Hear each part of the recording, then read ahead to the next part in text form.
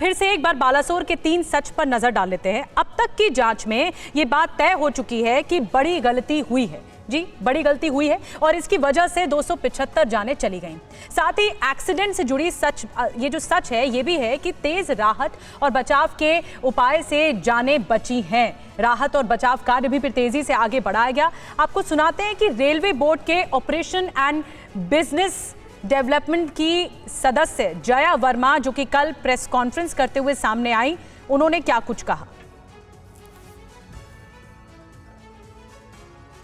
और रवि कुछ जानकारी दे रहे हैं। बिल्कुल, और देखिए ये सारी स्थितियां आई हैं। नीरज जी, आप कुछ कह रहे थे, बात रुक रह गई चूंकि एक अपडेट आया था, लेकिन मैं ये समझना चाहता हूं कि क्या कांग्रेस का कोई इंटरनल इन्वेस्टिगेशन ये तय कर चुका है कि इसके लिए जिम्मेदार कौन है? तब आप ये बातें कह रहे हैं। रवि मिश्रा जी, हमने तो कहा देश के प्रधानमंत्री, रेल मंत्री और देश का मीडिया इन 275 हत्याओं का जिम्मेदार है और उसके पीछे की वजह बता देते हैं। आज तक आप लोगों ने उस सीएजी की रिपोर्ट के बारे में क्या किया जिसमें साफ साफ लिखा गया था कि देश में जो रेल चल रही है, तो आप ये कह रहे हैं कि इतिहास में जितनी दुर्घटनाएं हुई उसके लिए रेल मंत्री जिम्मेदार हैं, चाहे वो कांग्रेस का शासन रहा हो, बीजेपी का शासन रहा हो। आप ये कह रहे हैं ऐसा? रवि जी, कब तक ये घटिया पीआर कैंपेन चलाएंगे सरकार नहीं, तो आपका घटिया तर्क भी तो स्वीकार नहीं करेगा ना देश। अगर आपका घटिया तर्क होगा जो किसी पे लागू होगा किसी पे नहीं, तो वो कौन स्वीकार करेगा? सुनिए, देश ने लाल बहादुर शास्त्री जैसे प्रधानमंत्री देखे हैं जो रेल मंत्री थे।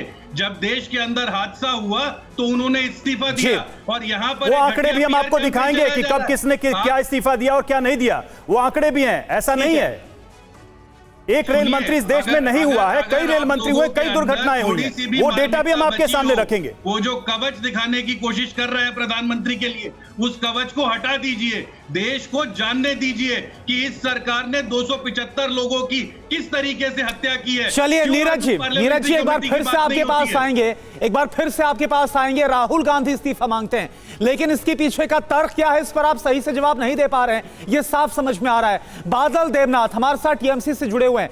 बादल देवनाथ जी, मेरा सवाल आपसे यही है, वही सुर ममता बनर्जी का नजर आ रहा है जो राहुल गांधी बोलते हुए नजर आए। सवाल यह है कि क्या जब ममता बनर्जी खुद रेल मिनिस्टर थी तो उस दौरान हादसे नहीं हुए थे? क्या बजाय कि इस्तीफा मांगा जाए, तह तक जाना जरूरी नहीं है कि हादसा हुआ क्यों, यह बयान होने चाहिए? नहीं, ममता बनर्जी को इस तरह का बात नहीं मैं कहा। मैं आपको 2-3 लाइन कहना चाहता हूँ सिस्टम के बारे में। 295 जो बात आप लोग कर रहे हैं, पहले हुआ था 295 का मौत हुआ था, उसके बाद 275 हुआ। मैं आप लोगों को एक रिक्वेस्ट करूंगा, आप लोग एक रिपोर्टर को भेजिए, बालासोर में जो मुर्दा घर है वहां पर जाइए, कितने सारे बेवारिश लाश जो सब है उसका अभी तक कोई शिनाख्त नहीं हुआ है। तो मैं इसलिए आपको कहना चाहता हूं टीवी 9 के माध्यम से, देश के प्रधानमंत्री, देश के रेल मंत्री को एक बार बालासोर में मुर्दा घर में जाइए। और मैं और एक लाइन कहना चाहता हूं, जो ट्रेन के पहले जो 4 जनरल कंपार्टमेंट था, जनरल कंपार्टमेंट में रिजर्वेशन नहीं होता, उस रिजर्वेशन नहीं होता, उस लोगों को क्या हुआ? अभी भी हजारों लोग वहां पर, उसके परिवार के बच्चे, युवक जितना है वो लोग घूम रहा है। नहीं बादल देवनाथ साहब, लेकिन मौत के आंकड़ों को लेकर जो बयानबाजी हो रही है, बादल देवनाथ साहब, आपको लगता है कि वो जायज है? और आजकल के जमाने में, आजकल के वक्त में क्या इसके साथ खिलवाड़ किया जा सकता है? मतलब मौत के आंकड़े कुछ और होंगे, बताया कुछ और जाएगा, ये मुमकिन नजर आता है आज के जमाने में आपको? समझिए, मैं आपको रिक्वेस्ट किया, एक बार जाइए मुर्दा घर को एक बार देख लीजिए। मैं आपको टीवी 9 के पूरे देश को मैं कह रहा हूँ। और एक लाइन, ये जो रेल का जो सिस्टम, जो कंट्रोल रूम होता है जहां से ट्रेन परिचालना होता है, वो स्टेशन मास्टर के साथ, गार्ड ड्राइवर के साथ, कंट्रोल रूम के साथ, मैं जानना चाहता हूँ ये कंट्रोल रूम क्या कर रहे थे?